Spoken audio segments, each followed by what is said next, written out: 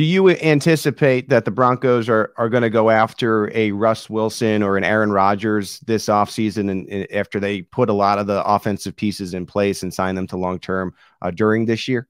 I do. I think that's the way to go. Kenny Pickett, Matt Corral.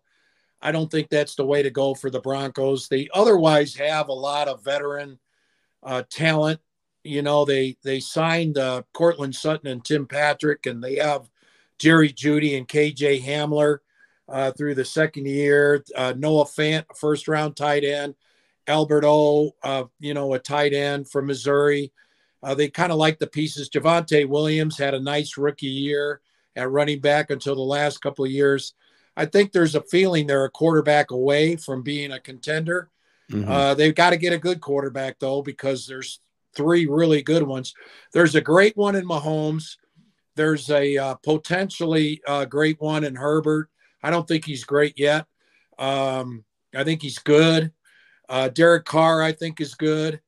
And I think he's at his peak performance. But the Broncos have had the fourth best quarterback in the division for the last 6-7 years. Really going back to 2014, they weren't very good with Peyton's last year. They won that year on defense, but so they got to get a quarterback. And Rodgers, yes, you hear of Russell Wilson. He's probably right now. It looks like Wilson's going to leave before Rodgers does. Garoppolo, Kirk Cousins are a couple others that might become available. I think they're in the final years of their contract.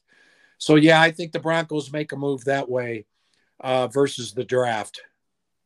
Just to wrap us up here from a Broncos perspective, just getting back to the game, how do you see this game going? And then from a Broncos perspective and a Broncos fan perspective, what are the fans maybe watching for in this game on Saturday? How hard they play, how inspired they play, as far as Fangio goes. I think there's one scenario that would work for the Broncos, and that is they would play loose and the Chiefs would play not to get hurt. And, knowing, I know they got the number 1 seed, but they also know that Tennessee is going to beat Houston. It's Houston, right, that they have? Yes. Yep. Yeah. I mean, there's not much chance of Houston knocking it off. So, I think there's a chance the Chiefs have 1 foot in on the game and 1 foot out. The Broncos play loose. I've seen these eliminated teams beat playoff teams in the final games before. Yep. It's happened to the Broncos back in 2006. It happened to the Broncos against the 49ers. And so, and then the other thing that happens here, Pete, is that, they're going to keep score, and what happens is, like if you're in the backyard playing against your brother in hoops, that game doesn't mean anything in the grand scheme of life, except it means a lot to you and your brother. And so if they keep score and the Broncos are leading early or it's competitive early, I think they'll play hard the whole game. And I wouldn't be surprised if the Broncos, only lose 24-20,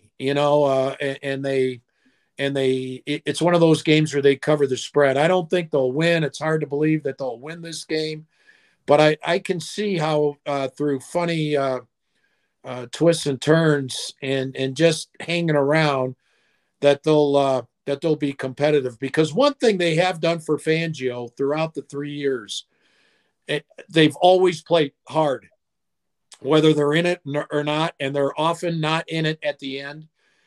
This is, the 6th straight year that the last game has not meant anything to the Broncos as far as playoff implications, but they have always played hard for Vic. So, and I think they will in this one too.